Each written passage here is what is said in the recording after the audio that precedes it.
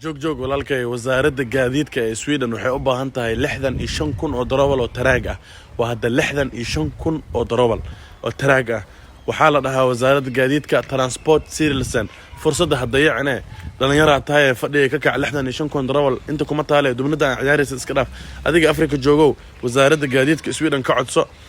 65,000 darawal ay u baahan tahay CV qurux badan samayso u dirso marmarkaa ka tala walaalkay fadhiga ka kacayb waa inaa fadhisid wadankan shaqaata la shaqo ee shaqaysta dubnadahan aa fadhisaan ka kaca 65,000 oo darawal 15,000 bis ee Soomaali tahay farxada ay tahay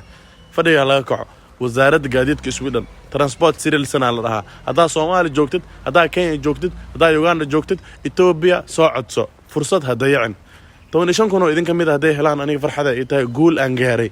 وانا كل عن ديرينيا marka idinka dantiina garta wax barta waxna qora indhahana kala fura wasaaradda gaadiidka Sweden aan oo madale adoo Sweden jooga arko horumarka